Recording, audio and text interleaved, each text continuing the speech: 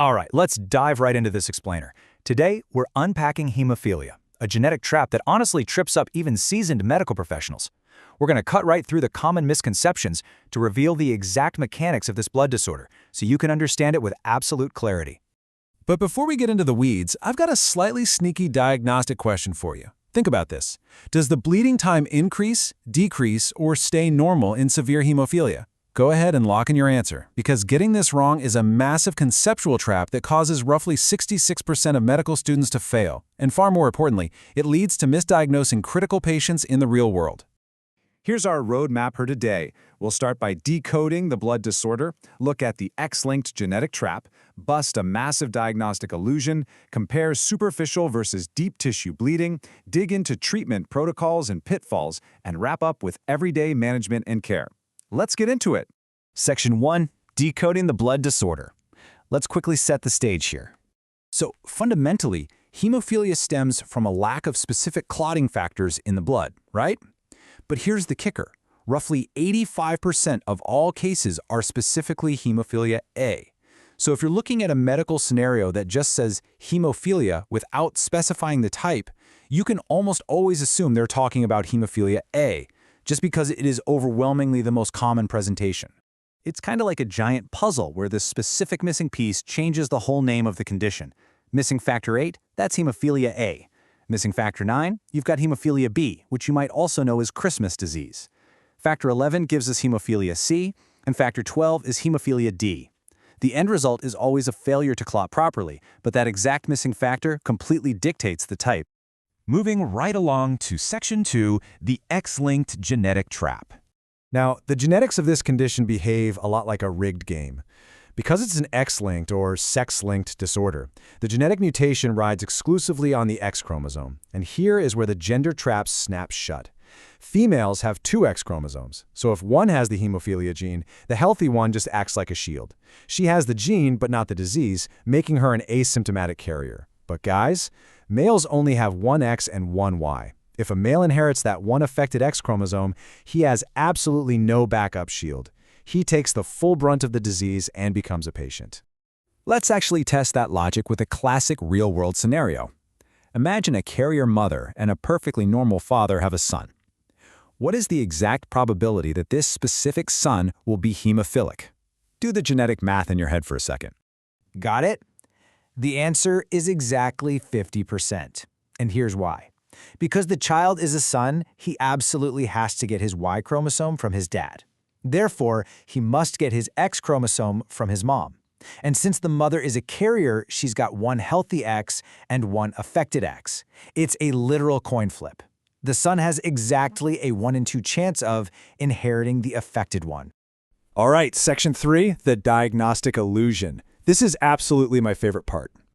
Remember that opening question about bleeding time? Well, this is the exact trap where the majority of students completely crash and burn. When asked what happens to bleeding time or prothrombin time in a hemophilia patient, intuition screams, well, it's a bleeding disorder, so the bleeding time has to be prolonged. But actually, scratch that. That assumption is totally wrong. Here is the reality. Prothrombin time, or PT, and bleeding time are completely 100% normal. Why? Because bleeding time is controlled by platelets, and in hemophilia, the platelets are absolutely fine. They're doing their job perfectly. Furthermore, PT measures the extrinsic clotting pathway. You can think of that as the local highway to a clot, which relies on factors 7 and 10. Also fine. The only thing that's actually prolonged is the partial thromboplastin time, or PTT. That's the intrinsic pathway, the massive interstate, which relies on those missing factors 8, 9, 11, and 12.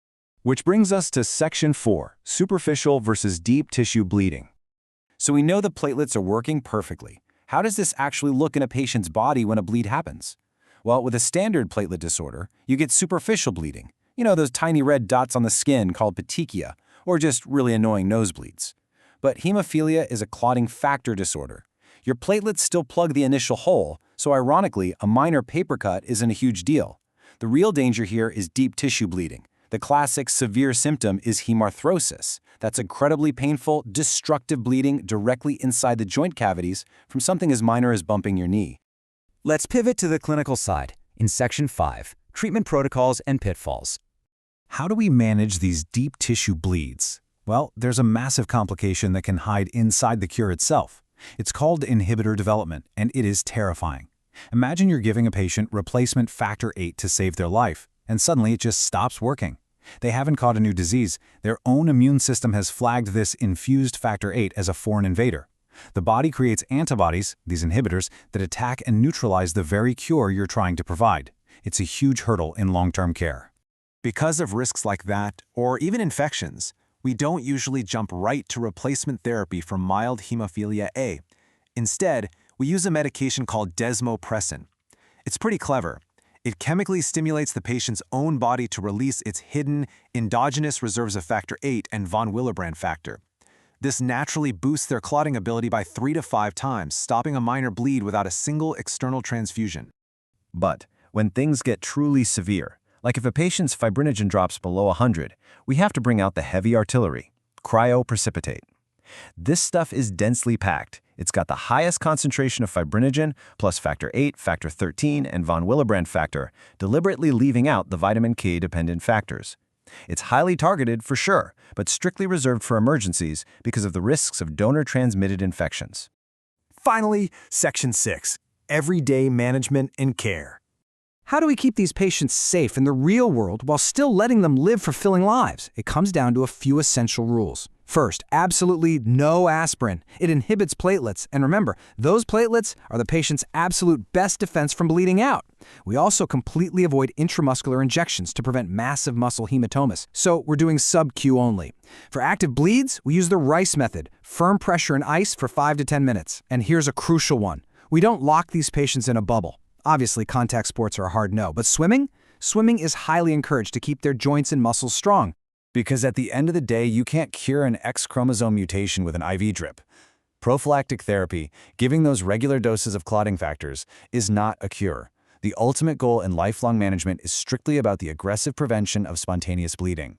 We are trying to preserve those joints so the patient doesn't lose their mobility to repeated hemarthrosis. So as we wrap up this explainer, I want to leave you with one final diagnostic challenge. Now that you know the real mechanics behind the trap, if you see a lab report with a perfectly normal bleeding time and totally normal platelet counts, are you going to be lulled into a false sense of security, or are you going to immediately check that PDT and look for the deep tissue danger hiding in their joints? Keep questioning things, keep learning, and I'll see you in the next explainer.